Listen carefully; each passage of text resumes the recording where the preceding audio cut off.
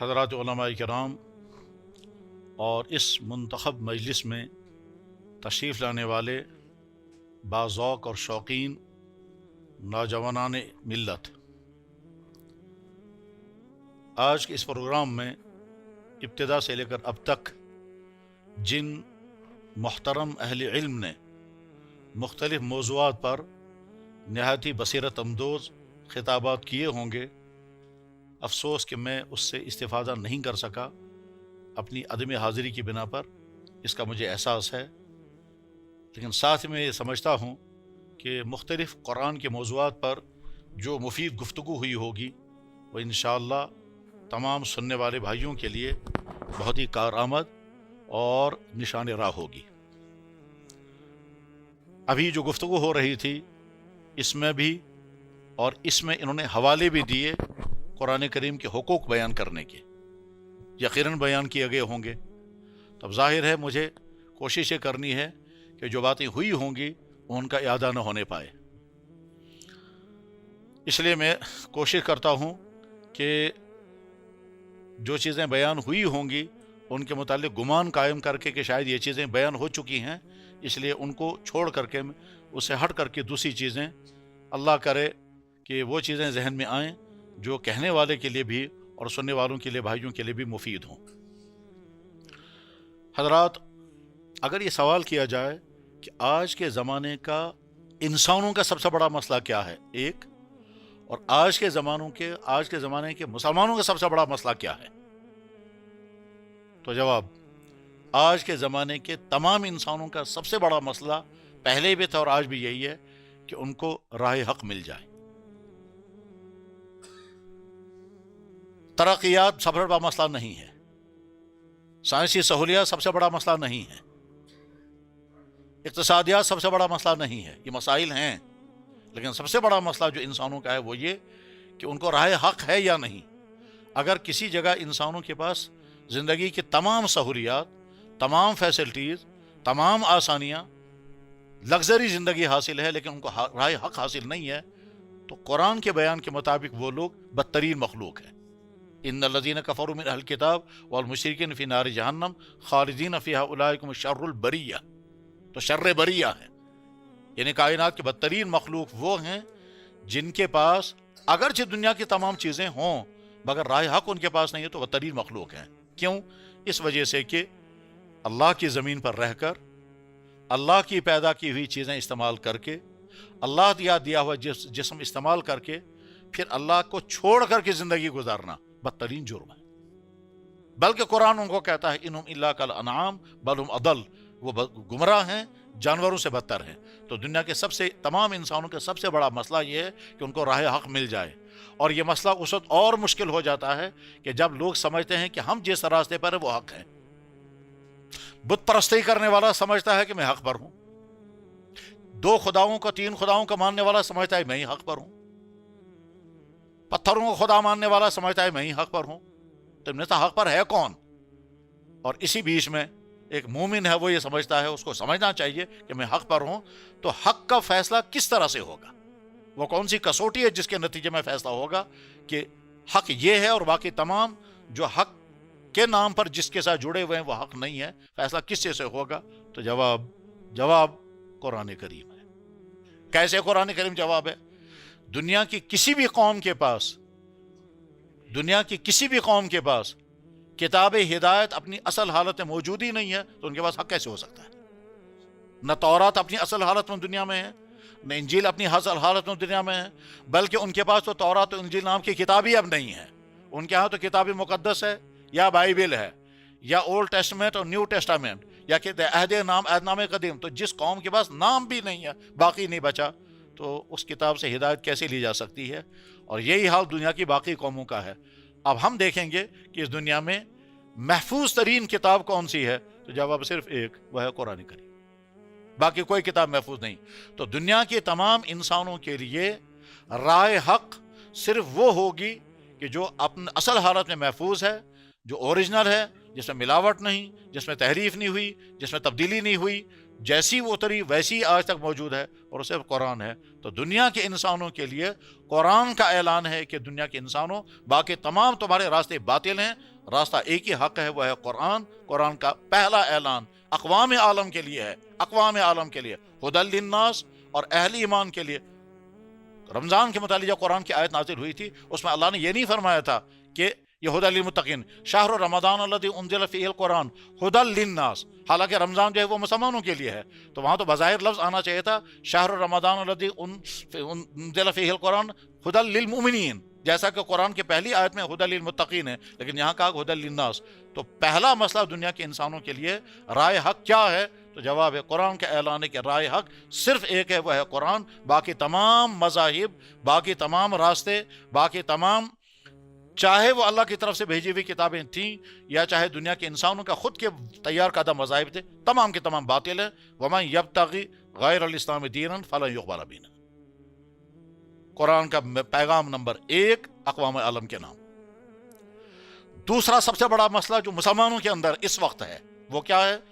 مسلمانوں کے اندر پہلے شرک رہا ہے مسلمان ہونے کے باوجود ایک، لیکن اس وقت ایک نیا فتنہ جو آج کے مسلمانوں کے لیے، اور خاص طور پر وہ تمام لوگ جو جدید وسائل کے ساتھ جڑے ہوئے ہیں، چاہے وہ سوشل میڈیا کے ساتھ جڑے ہوئے ہوں، چاہے وہ تھیوریز پڑھتے ہوں، چاہے وہ اداروں میں ہوں، چاہے وہ یونیورسٹی تعلیم گاہوں میں ہیں، ان کے سامنے سب سے بڑا مسئلہ اس وقت الحاد، ایتھیسزم، خدا بیزاری اور انکار خدا کا ہے۔ وہ تمام نسل جو دینی اداروں سے دور، علماء سے بھی دور، قرآن و حدیث سے بھی دور، بیک گراؤنڈ کا مسلمانوں کا ہے، مسلمان گھروں میں پیدا ہوئے ہیں، لیکن وہ جن سوسائٹیوں میں رہ رہے ہیں، جن اداروں میں، جس ماحول میں وہ زندگی گزار رہے ہیں، اس ماحول میں عقائد کے اعتبار سے شرک نہیں ہے، الحاد ہے۔ عقائد کے اعتبار سے کفر نہیں ہے، عقائد کے اعتبار سے وہاں انکار خدا ہے۔ وہاں تو باقاعدہ دلائل اور بحثیں ہو رہی ہیں، وہاں تو باقاعدہ لٹریچر چل رہا ہے، وہاں تو باقاعدہ فورم وجود میں آئے ہیں، وہاں کا باقاعدہ افراد کام کر رہے ہیں ایکس مسلم کے نام پر اور ایگناسٹک کے نام پر اور کس کے نام پر۔ تو یہ وہ دوسرا بڑا مسئلہ ہے جس کا خطرہ آج کے ان مسلمانوں کو جو مسلمان اپنی دین کے تمام شاعر سے دور ہیں، جیسا ابھی بیان ہو رہا تھا کہ قرآن جو ہے وہ گھروں سے نکالا جا رہا ہے، تو ظاہر ہے جس گھر سے قرآن نکالا گیا اس گھر میں پیدا ہونے والا یہ نیا بچہ جب کسی ایسے ادارے میں ہوگا یا کسی ایسے فورم میں ہوگا یا ایسی کلاس میں ہوگا یا ایسی تھیوریاں پڑھ رہا ہوگا یا ایسے فرنٹ سرکل میں ہوگا کہ جہاں الحاد ہے، ایتھیسزم ہے، تو اس آدمی کا ایمان کیسے بچے گا؟ اس کا علاج کیا ہے؟ اس کا علاج قرآن۔ کیسے قرآن؟ قرآن جس طرح سے اللہ کی ذات کا تعارف کراتا ہے، قرآن جس طرح سے خالق کا کائنات کا تعارف کراتا ہے، ویسا تعارف دنیا کی کوئی مذہبی کتاب نہیں کرا سکتی۔ تو جو شخص الحاد کے دلدل میں پھنس رہا ہو یا پھنسنے والا ہو، یا اگر ہم الحاد کے خلاف کوئی کام کرنا چاہیں گے یا الحاد کے خلاف ہم اگر کوئی علمی خدمت انجام دینا چاہیں گے تو ہمارے پاس ایک ہی سہارا ہے، وہ ہے قرآن۔ قرآن کے ذریعے سے ہم اللہ کی ذات، اس کا تعارف، اس کی قدرت، اس کی حکمتیں، اس کے تخلیقات، اس کے رحمتیں، اور اس کے لیے ہم کو اسی نحو سے قرآن پڑھنا ہوگا۔ ایک طرف سے ہم میڈیکل سائنس کو جب پڑھیں گے اور میڈیکل سائنس کی تحقیقات پڑھیں گے، اور دوسری طرف سے قرآن کی وہ آیتیں جو ایمرالوجی سے متعلق ہے، جو تخلیق انسانی سے متعلق ہیں، ان آیتوں کو جب پڑھیں گے اور اللہ کی قدرت کو ذہن میں رکھ کر کے آیات اور ادھر سے میڈیکل سائنس کی تحقیقات پڑھیں گے تو ایمان بھی اضافہ ہوگا، اور اس کو ہمیں بہترین عنوان بنا سکتے ہیں اپنے ان بھائیوں کو دعوت دینے کے لیے جو بھائی خدا نہ خواستہ کسی الحاد کا شکار ہو گئے۔ ایک طرف سے جب ہم قرآن کریم کی ان آیتوں کو پڑھیں گے جن آیتوں میں اللہ تعالیٰ شان ہوں زمین سے پیداوار، چاہے وہ اناج ہوں، چاہے وہ گھاس ہو، چاہے وہ پھل ہوں، چاہے وہ سبزیاں ہوں، کتنی تفصیل کے ساتھ اللہ تعالیٰ شان بار بار قرآن کریم میں بیان فرماتے ہیں کہ زمین کی پیدا ہونے والی تمام چیزیں تمہارے لیے ہیں، اور اس میں تمہارے لیے کیا ہے، تمہارے جانوروں کے لیے کیا ہے، اس میں تنوع کیا ہے، مختلف اکلو ہیں، مختلف الوانو ہیں، ثمرات مختلف الوانو ہیں، تو معروشات وغیر معروشات۔ ایک طرف سے پوری باٹنی ہم پڑھیں اور دوسری طرف سے قرآن کریم کے تمام آیتوں کو پڑھیں، اور اس کے بعد دونوں کو جوڑ کر کے پھر کہیں گے یہ خدا کا تعارف ہے جو تمہاری باٹنی بھی وہی کہہ رہی ہے اور ادھر سے قرآن کریم بھی وہی کہہ رہا ہے۔ زمین مٹی کا نام ہے، مٹی کی تفصیلات پچھلے زمانے میں ظاہر انسانوں کے سامنے ہم اتنا جانتے تھے مٹی ہے اور مٹی بے قیمت چیز ہے، پاؤں کے نیچے روندی جاتی ہے. لیکن اس وقت مٹی کے متعلق جو تحقیقات ہوئی ہے اور مٹی کی اقسام، مٹی میں قوت امداد کی شکلیں کیسے پیدا ہوتی ہیں، مٹی کی قوت امداد ختم کیسے ہو جاتی ہے، مٹی میں ہم کیا کیا کر سکتے ہیں اور کون کون چیزیں اگا سکتے ہیں، اور اس کے بعد پھر قرآن کریم کی وہ آیتیں وآیۃ لہم الارض المیتۃ احییناھا، ان آیتوں کے تمام جب جوڑیں گے ان کے ساتھ، اس کے نتیجے میں بہترین دعوت دے سکتے ہیں اللہ کی قدرت کو پہچاننے کا. اس بات کو اگر میں مثال سے سمجھانا چاہوں گا تو میں یہ کہہ سکتا ہوں کہ ایک شخص جب اسی طرح کے غلط فکر کا شکار ہو گیا اور سوئی اتفاق یہ کشمیر کا، اور ساتھ میں کہتا ہے میں کیسے مانوں گا جس خدا کو میں نے دیکھا ہی نہیں، اس کو ہم کیسے مانیں گے، تو بیان کرنے والے اس کے سامنے کہا باقی تفصیلات نہیں، میں جس شعبے کے ساتھ آپ جڑے ہوئے ہیں اس شعبے کے قریب قریب ایک بات میں آپ کو سمجھاتا ہوں.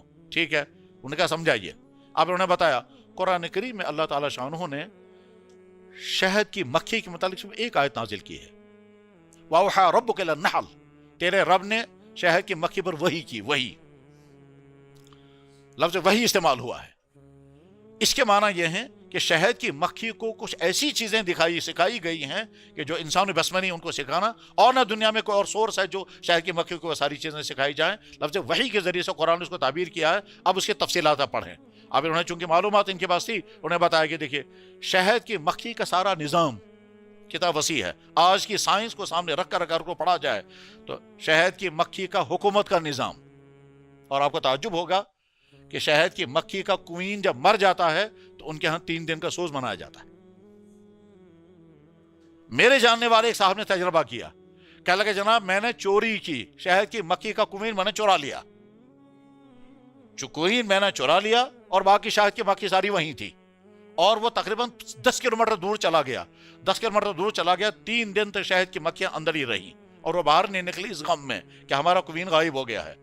3 دن کے بعد پھر وہ تلاش میں نکلی ہیں تو شام تک انہیں دریافت کر لیا کہ ان کا کوئین کہاں ہے، اور سارا چھتا اٹھ کر کے وہی پہنچ گیا. کیسے انہوں نے دریافت کر لیا، ان کے پاس سسٹم کیا تھا پہچاننے کا، واللہ عالم، لیکن یہ واقعہ ہوا. اب دیکھیے شہد کی مکھی کے کالنی بنانے کا سسٹم، شہد کی مکھی کا گورننگ سسٹم، شہد کی مکھی کا موسم پہچاننے کا سسٹم، شہد کی مکھی کے شہد چوز کرنے کا سسٹم، 20,000 پھولوں کا رس چوز کر کے وہ شہد کا ایک قطرہ تیار کرتے ہیں. شہد کی مکھی کے ہاں جرائم پر سزاؤں کا سسٹم، شہد کی مکھی کے ہاں اگر شہد کی ایک مکھی اپنے چھتے کے علاوہ دوسرے چھتے میں چلی گئی اور وہاں سے جب واپس آئے گی تو واپس آنے کے بعد اس چھتے میں جب آئے گی تو یہاں اس کا مرڈر ہو جائے گا، اس کو قتل کر دیا جائے گا کیونکہ تم غیر گھر میں چلے گئے تھے واپس. یہ ساری تفصیلات جب اس کو بتائی گئی تو اس کے بعد کہا کہ اللہ تعالیٰ شانہ اسی کو بیان کر کے کہتے ہیں یہ میرا. اس نے کہا جی میں نے مان لیا اللہ ہے، اسے مان لیا اللہ ہے. یہاں شالیمار یونیورسٹی کی بات ہے اور اسی شعبے سے جڑا ہوا. تو میرے کہنے کا نقطہ یہ ہے کہ آج کے زمانے کے مسلمانوں کے اندر کا ایک بڑا مسئلہ ہے ایتھیسزم، الحاد، ماڈرنزم، لبرلزم، اور اس میں بہت بڑا طبقہ جو ہے وہ ہے ان کو عیاشی چاہیے، ان کو فحاشی چاہیے، ان کے لیے دلائل کا مسئلہ نہیں ہے، ان کو عیاشی اور دین ان کے راستے میں رکاوٹ ہے، اللہ کا حکم ان کے راستے میں رکاوٹ ہے. تو ہمارے پاس ہتھیار بہترین ہے، قرآن کے ذریعے سے اللہ کا تعارف کرائیں گے، قرآن کے ذریعے سے اللہ کی تخلیق، اللہ کی رحمتیں، اللہ کی مہربانی جب ان کو سمجھائیں گے اور قرآن کی اپنی تاثیر خود ہوتی ہے تو اس کے نتیجے میں امید ہے کہ الحاد کے اس فتنے کا مقابلہ ہم کر سکیں گے. دوسرا نقطہ. تیسرا نقطہ جب سوال کیا جائے گا کہ صاحب امت مسلمہ میں جو دین کی دوری ہے، خصوصاً نوجوان نسل، اس نوجوان نسل کے دین کی دوری میں سب سے اہم چیزیں کیا کام کر رہی ہیں؟ آوارگی، ڈرگز، منشیات، غلط تعلقات. آوارگی میں پھر میوزک، ڈانس، اغیار کی نقالی، دوسروں جیسا بننے کا شوق، یہ سارا اس کو ہم کہیں گے لائف سٹائل. آج کے مسلمانوں کا لائف سٹائل کیا ہونا چاہیے؟ کیا وہ لائف سٹائل جو یورپ گزار رہا ہے اور اس کی نقل ہمارا نوجوان کرتا ہے، یا اس سے ہٹ کر کوئی لائف سٹائل؟ جب اس سوال پیدا ہو جائے گا تو ایک طرف سے ہمیں قرآن سے پوچھتے ہیں، قرآن کہتا ہے سب سے بہترین لائف سٹائل محمد رسول اللہ کا ہے، لقد کان لکم فی رسول اللہ اسوۃ حسنہ. اب جب ہم آج کے انسانوں کو لائف سٹائل سمجھانا چاہیں گے تو ہم کہیں گے صاحب زندگی میں سب سے پہلے کیا چیز چاہیے؟ خوشیاں، عیش، مزے کے کھانے، عیاشیاں، جنسی آوارگی، یا ذہنی سکون اور آرام؟ اگر آپ یہ ساری چیزیں چاہیں گے تو وہ تو ان کو میسر ہیں، لیکن ذہنی سکون سے وہ محروم ہے. اس سے پہلے آپ کو ذہنی سکون چاہیے. اگر آپ کو ذہنی سکون ہے جھونپڑیوں میں بیٹھ کر کے تو آپ خوش ہیں, اور اگر آپ کو ذہنی سکون نہیں ہے محلات میں رہ رہے ہیں تو آپ کی زندگی ناکام زندگی ہے. تو لائف سٹائل کا سب سے پہلا مسئلہ یہ ہے کہ آپ کی زندگی میں سکون ہو, راحتیں ہوں, خوشیاں ہوں. وہ سکون اور راحتیں اور خوشیاں کیسے آئیں گی؟ وہ مادی چیزوں سے نہیں آئیں گی. وہ مادی چیزوں کے ذریعے سے سکون ڈھونڈنے کی کوششیں یورپ کر چکا, اور وہاں کا خاندانی نظام بکھر چکا ہے. وہاں کے جتنے وہاں پاگل خانے, اتنے ہم غریب مسلمان ملکوں میں اتنے پاگل خانے نہیں ہیں جتنے پاگل خانے وہاں یورپ میں ہیں. اور جتنی تباہال زندگی وہاں ہے وہ تو ہم صرف اوپر کی زندگی کو جانتے ہیں, اندر کی تباہال زندگی ہمارے سامنے نہیں ہے. اور یہاں اگر ہم دیکھنا چاہیں ان ایسے لوگوں کی تباہال زندگی, تو وہ جو گھر بالکل دین سے خالی ہیں, مسلمان جیسے ہیں لیکن ان کے گھروں میں دین کی کوئی چیز نہیں ہے, نہ نماز, نہ روزہ, نہ قرآن, نہ تلاوت, نہ تسبیح, نہ گناہوں سے بچنے کا کوئی مزاج. ان کے گھروں کا اندر کا حال جب جا کر کے دیکھتے ہیں تو بے سکونی, ٹکراؤ, والدین اولادوں سے ناراض, اولادیں ماں باپ سے ناراض. کل شام اسی ٹائم میں مجھے ایک لڑکا کہتا ہے کہ مجھے 7 سال ہو گئے اپنے باپ سے بات کرتے ہوئے, اسی شہر کا, اب 5 سال ہو گئے اپنی بہن سے بات کرتے ہوئے, سب کچھ میسر ہے. تو لائف سٹائل جب ہمیں دینا ہوگا تو قرآن کی مدد سے ہم گئے کہ دیکھیے قرآن کی مدد سے لائف سٹائل کیا ہوگا. اس میں عبادت ہوگی, اس میں اخلاق ہوگا, اس میں معاملات ہوں گے, اس میں کسی پر ظلم نہیں ہوگا, اس میں تو لائف سٹائل قرآن سے لے کر کے نمونہ دکھائیں گے جناب محمد رسول اللہ. اللہ کے نبی علیہ السلام کو اللہ نے نمونہ بنایا, لقد کان لکم فی رسول اسوۃ حسنہ. تو تیسرا مسئلہ جو امت مسلمہ کا ہے کہ آج کے مسلمانوں کو لائف سٹائل چاہیے. یہ سکولوں میں ہے, یہ کالجوں میں ہے, یہ دفتروں میں ہے, یہ عیش کی زندگی گزار رہے ہیں یا غربتوں میں ہے, ہر انسان کو لائف سٹائل چاہیے. قرآن سے جب ہم پوچھتے ہیں تو کہتے ہیں دنیا کے انسانوں کے لیے الا خیر الکلام کلام اللہ واحسن حدی حدی محمد صلی اللہ علیہ وسلم وخیر السنن سنت محمد صلی اللہ علیہ وسلم. سب سے بہترین زندگی گزارنے کا طریقہ محمد صلی اللہ علیہ وسلم کا ہے. آج کا لائف سٹائل کیا ہے؟ لڑکا پہلے ڈگریاں کرے گا, پھر جاب کرے گا, پھر پیسہ کمائے گا, پھر ہائی فائی بلڈنگ بنائے گا, اس کے بعد نکاح کرے گا, چاہے تب تک وہ بڑھاپا بھی شروع ہو چکا ہو, آپ کو تب تک برداشت کرنا ہے. دین کہتا ہے جتنا جلد ہو سکے اپنے بچوں کے نکاح کرو تاکہ گناہ سے بچ جائیں. ہمارا لائف سٹائل یہاں کا وہ ہے جس پر یہاں کے نوجوانوں پر ظلم ہو رہا ہے, اور دین کا لائف سٹائل ہے کہ جتنا جلدی ہو سکے ان کا نکاح کرو. اور زناکاریوں, آج کا لائف سٹائل یہ ہے کہ چاہے تمہارے 10 جگہ غلط تعلقات ہوں, کوئی پرواہ نہیں ہے, لیکن نکاح نہیں کر سکتے دوسرا والا. ہمارا اسلام یہ کہتا ہے کہ نہیں, گناہ سے بچو, تم اپنی ضرورت پورا کرنے کے لیے چاہے 1 نکاح کرو, چاہے 2 کرو, چاہے 3 کرو. فانکحوا ما طاب لکم من النساء مثنی وثلاث ورباع. 4 نکاح کرو مگر بدکاریاں نہیں کرنا. آپ کا لائف سٹائل کہتا ہے بدکاریاں چاہے جتنی چاہے کرو مگر دوسرا نکاح نہیں کر سکتے. تمہارا لائف سٹائل تم کو مبارک ہے, ہمارا لائف سٹائل ہمیں مبارک. اگر آج کا مسلمان, کتنے ملازم ہیں جن کی فیملی لائف ڈسٹرب ہے, دوسرا نکاح نہیں کر سکتے کیونکہ بہن ہے, کیونکہ قانونی پابندی ہے. جناب وہ جھوج رہے ہیں, راتیں ان کی تڑپ کے گزرتی ہیں, بیوی کے ساتھ انبن ہے یا بیوی جو ہے وہ آپ کمفرٹیبل نہیں ہے, کوئی بھی وجہ ہے, لیکن دوسرا نکاح نہیں کر سکتے. کیوں نہیں کر سکتے؟ کیونکہ آپ ملازم ہیں, ملازم کو بہن لگی ہوئی ہے. ہاں بدکاریاں آپ کرو, اس کے لیے اجازت ہے, اس کے لیے کوئی رکاوٹ نہیں ہے, بلکہ اب تو آپ قانون تک بن رہے ہیں. تو لائف سٹائل انسانوں کو کون سا سوٹ کرے گا اور کون سے لائف سٹائل زندگی کو کامیاب بنائے گا؟ قرآن اعلان کرتا ہے اگر تم اللہ کے قانون کے مطابق اور نبی کے طریقے کے مطابق زندگی گزارو گے تو وہ کامیاب لائف سٹائل ہوگا. اور اگر اسے ہٹ کر زندگی گزارو گے, چاہے تمہیں ساری خوشیوں کی چیزیں جمع ہو جائیں, خوشیاں نہیں ملیں گی. تم خوشیوں کے لیے پانے کے لیے کیا کر سکو گے؟ اس کو سمجھانے کے لیے ہم کہتے ہیں کہ جناب آپ اپنے کمرے میں اے سی بھی لگائیں گے, پہلنگیں بھی کریں گے, ڈانلا بھی لگائیں گے, اچھے تکیے بھی لگائیں گے, سردی اور گرمی کا بالکل مناسب ماحول مہیا کریں گے, لیکن نیند آپ کے ہاتھ میں نہیں ہے, نیند کہیں اور سے آئے گی. اور وہ نیند دینے والا تب نیند دے گا جب آپ اس کی مرضی کے مطابق زندگی گزار رہے ہوں گے. اور اگر آپ قلبوں والی زندگی گزار رہے ہوں گے, اگر آپ رات کو بدکاریوں والی زندگی گزار رہے ہوں گے اور سارے وسائل جمع کریں گے آرام کے لیے, تو جناب وسائل تو ہوں گے لیکن آرام نہیں ملے گا. اور جیسا کہ آج کے انسانوں کا حال ہے, ہمارا بہت بڑا مسئلہ جو ہے آج کی نوجوان نسل کا بگاڑ. یہ نوجوان نسل کا ایمان, اس کا کردار اور اس کی صحت, تینوں کو خطرات ہیں. ایمان کو خطرات کہاں کہاں سے ہیں؟ آج کی تھیوریاں, آج کے کلاس رومز, بلکہ آج کے بہت سارے ٹیچر اور آج کا سوشل میڈیا, ان تینوں چاروں کی طرف سے ایمان پر طرح طرح کے حملے ہیں. اس میں کنفیوژن ہے, اس میں پریشر ہے, اس میں غلط آرڈر بھی ہوں گے, اور اس میں गलत लालचें भी होंगी। लालच, आर्डर, कन्फ्यूजन, इन तमाम चीज़ों के ज़रिए से आज के नौजवान की ईमान खतरात की जद में है। दूसरा मसला इसके लिए कि आज के माहौल में चूंकि वो तमाम गंदी चीज़ें, जिन गंदी चीज़ों पर अल्लाह कौमों को फना कर देते हैं, वो सारी गंदी चीज़ें इस सोसाइटी में आम हैं। आज के दफ्तरों में, कॉलेजों में, कोचिंग सेंटरों में, और अगर उसको समझना होगा तो जहाँ जहाँ ये हमारे कोचिंग सेंटर और जहाँ जहाँ हॉस्टल हैं वहाँ के लड़कों लड़कियों का हाल जा करके देखा जा सकता है। तो आज की नौजवान नस्ल को कैसे उस गलती से निकाल करके महफूज। हाँ, तीसरी चीज़ आज के नौजवान की सेहत। पिछले ज़मानों में कभी भी कश्मीर में इतने किडनी पेशेंट नौजवान, इतने हार्ट पेशेंट नौजवान, इतने कैंसर पेशेंट नहीं थे जितने आज हैं।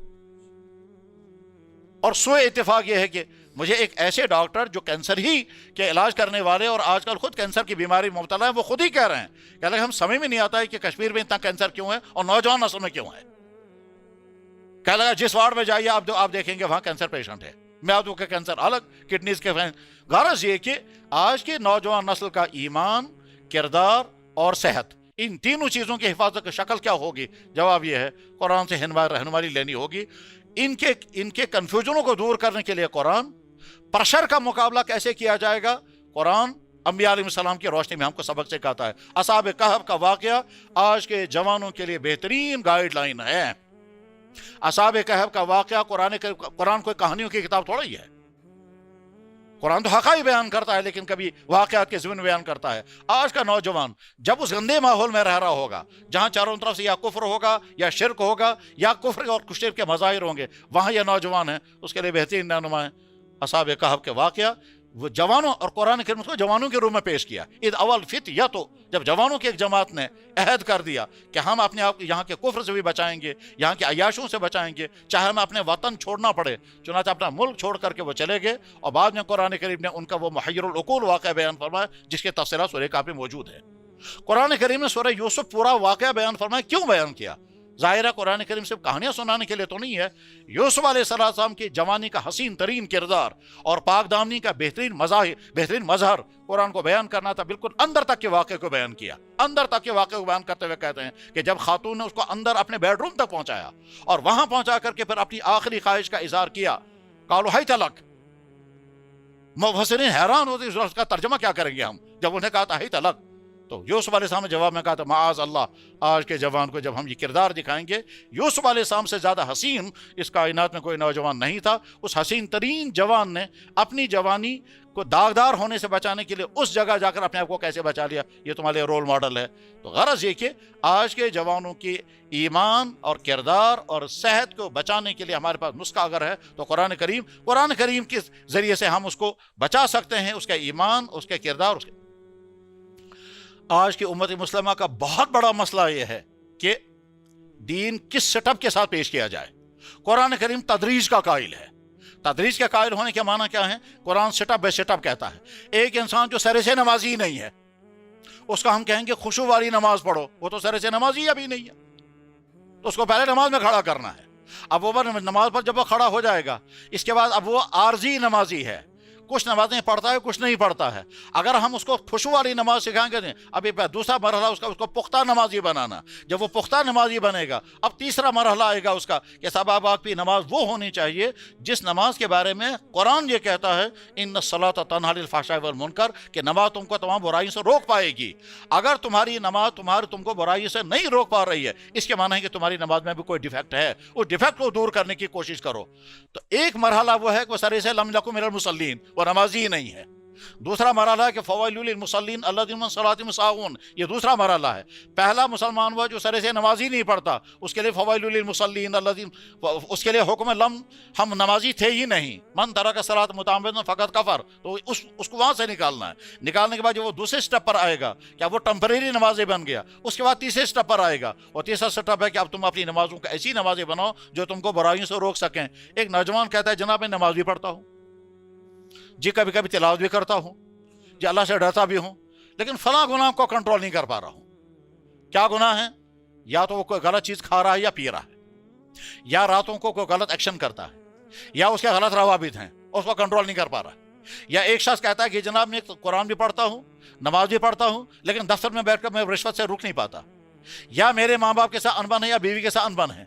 गरज ये कि किसी गुनाह में, इसका माना है कि आपकी नमाज में कोई डिफेक्ट है, तो ये नमाज का डिफेक्ट दूर करना तो आप उस बुराई से रुक जाएंगे, क्योंकि कुरान ये कहता है इन्ना सलाता तन्हा अनिल फाहशाई वल मुनकर। आज के जवानों का बड़ा मसला ये है कि नौजवान ये मानने को तैयार नहीं कि ये कोई गलत है, इनका केस अलग है।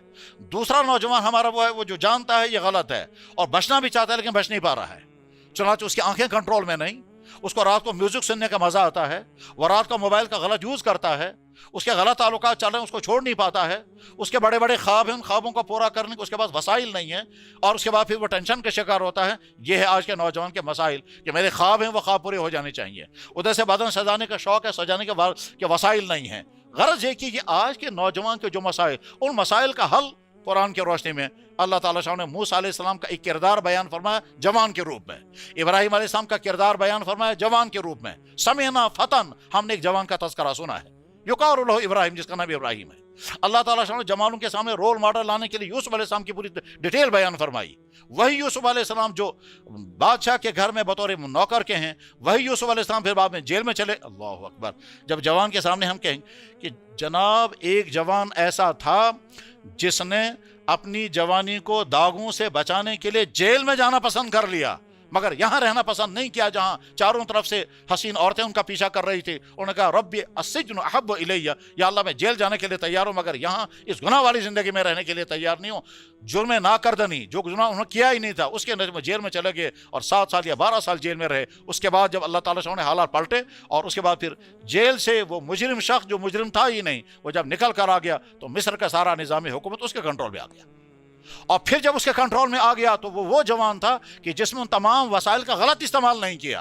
अब वो अय्याशों में चला जाता, अब वो फहाशी में चला जाता, अब वो कुछ भी कर सकता था, दुनिया का हसीन तरीन इंसान में हूं, सारी औरतें मेरी आशिक बन जाएंगी, लेकिन उसी पाकदामनी के साथ न हाथ का गलत इस्तेमाल किया, न गलत इस्तेमाल किया। ये किरदार इसीलिए पेश किया। तो नौजवानों के सामने रोल मॉडल अगर हमें लाना है तो कुरान के रूप में। कुरान हमें सबक सिखाता है कि जब तुम दीन फैलाओगे तो तरजीह की बुनियाद पर, पहले ये देखो आपको तरजीह किस बात पर देनी है। अगर हम फुरूई मसाइल पर अपनी मेहनतें, अपनी एनर्जियां सरफ करते रहे तो जनाब वाला असल मसाइल हमारे रह जाएंगे। मस्जिद के अंदर के नमाजी आपस में लड़ेंगे, जोर से पढ़ना है या आहिस्ता पढ़ना है, और हाथ ऊपर रखने या नीचे रखने हैं, और मस्जिद के बाहर का 90-95% नौजवान मुर्तद हो रहा है। ये नादान है ये मुसलमान जो अंदर।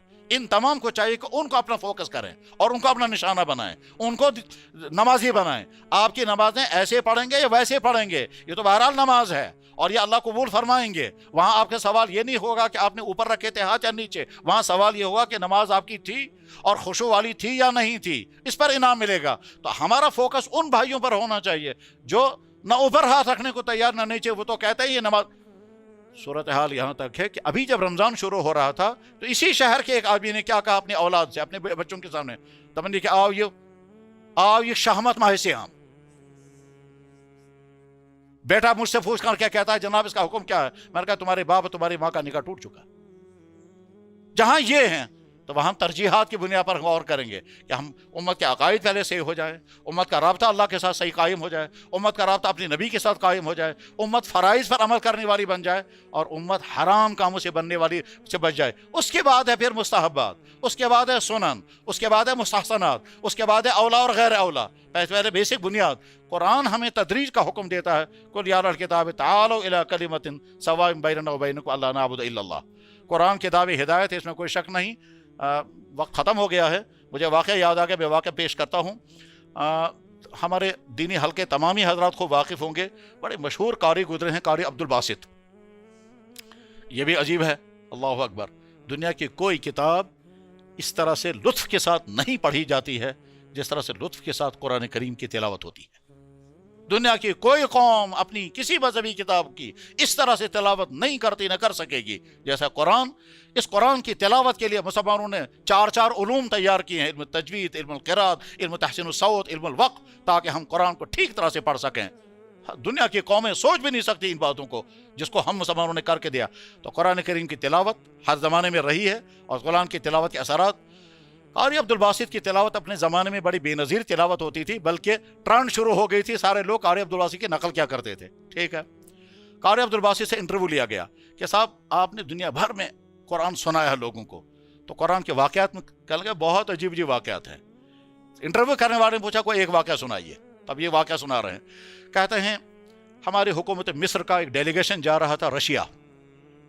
ایک زمانے میں حکومت مصر کے بڑے لوگ جو ہیں وہ کمیونزم سے متاثر تھے, جمال عبد الناصر وغیرہ وغیرہ. تو اس زمانے میں ایک ڈیلیگیشن مصر سے جا رہا ہے ماسکو. تو ان سے کہا گیا آپ بھی ہمارے ساتھ چلیں. کہتا ہے قاری عبدالباسط نے کہا میں نے کہا بھائی میرا کیا کام ہے آپ کے ساتھ جانے کا. انہوں نے کہا نہیں آپ کو چلنا چاہیے. میں نے کہا چلو ہم بھی جائیں گے. پہنچے وہاں. اب ایک طرف سے کمیونسٹ رشین, آپ پتہ نہیں وہ برزینیف کا زمانہ تھا کہ خروشچیف کا زمانہ تھا کہ آندروپوف کا زمانہ تھا کہ گورباچوف کا زمانہ, یہ تو نہیں مجھے معلوم. یہ وہاں کے وہ سربراہان یا اسٹالن کا زمانہ رہا ہوگا. بہرحال یہاں مصر کا وفد مسلمانوں کا ہے, وہاں سے وہ لوگ ہیں, ان کے مذاکرات چلتے رہے. تو اس کے بعد پھر قاری عبدالباسط کہتے ہیں کہ ہمارے وفد کے جو سربراہ تھے انہوں نے مجھے کہا کہ آپ کو قرآن سنانا ہے آخر میں. تو میں نے کہا بھائی ان کو کیوں قرآن سنائیں گے. کہنے لگا اور آپ کیا کرنے کے لیے آئے, آپ تو قاری ہیں, آپ کا کام ہی قرآن سنانا ہے, تو اسی لیے تو ہم آپ کو لے کر کے آئے ہیں. کہنے لگا میں سوچتا رہا مجھے قرآن سنانا ہے کمیونسٹوں کو, تو جو مذہب کو نہیں وہ تو خدائی کو نہیں مانتے ہیں, قرآن کو کہاں مانیں گے, تو میں کون سی آیت سناؤں گا. کہتا ہے میں سوچتا رہا, ان کے مذاکرات چلتے رہے. کہتا ہے سوچتے سوچتے مجھے خیال یہ آیا, فاروق اعظم رضی اللہ عنہ کا تذکرہ چل رہا تھا. حضرت فاروق اعظم رضی اللہ عنہ کون سی آیتیں سن کر متاثر ہوئے تھے. تو معلوم یہ ہوا, ان کو معلوم تھا طٰہٰ مَا أَنزَلْنَا عَلَيْكَ الْقُرْآنَ لِتَشْقَىٰ. جب حضرت فاروق اعظم رضی اللہ تعالیٰ عنہ اپنے گھر سے اس برے ارادے کے ساتھ چلے تھے اور وہ اللہ کے نبی علیہ السلام کے گھر کے بجائے پھر اپنی بہن کے گھر پہنچے تھے, اور وہاں جب جو ان کو قرآن کی آیتیں جو سنائی گئی تھی وہ طٰہٰ مَا أَنزَلْنَا عَلَيْكَ الْقُرْآنَ تشقیٰ تھا. تو قاری عبدالباسط کہتے ہیں میں نے سوچا میں بھی یہی.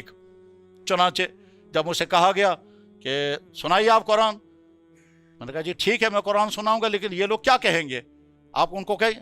تو انہوں نے ان سے کہا یہ کچھ گانا سنانا چاہتے ہیں, آپ لوگ توجہ کے ساتھ سنیے, یہ ایک نئے قسم کا میوزک ہے اور یہ بغیر ساز کے سنائیں گے آپ کو. انہوں نے کہا چلیے. کہتے ہیں میں نے طٰہٰ مَا أَنزَلْنَا عَلَيْكَ الْقُرْآنَ پڑھنا شروع کیا, اور قاری عبدالباسط جو ہے وہ جھوم کر پڑھا کرتے تھے آنکھیں بند کر کے, اور اپنی خاص لے میں, اور اللہ نے آواز بھی بے نظیر عطا کی تھی. تو قرآن کے اثرات کیا لگا, میں طٰہٰ مَا أَنزَلْنَا قرآن پڑھتا رہا, اور اس کے بعد میں نے جب ختم کیا تو میں نے دیکھا کہ وہ رشین اکثر انسانوں کے آنکھوں سے آنسو گر رہے تھے. میں بھی نہیں سمجھ پایا ان کے یہ آنسو کیوں, اور وہ بھی نہیں بتا سکے کہ یہ آنسو کیوں تھے.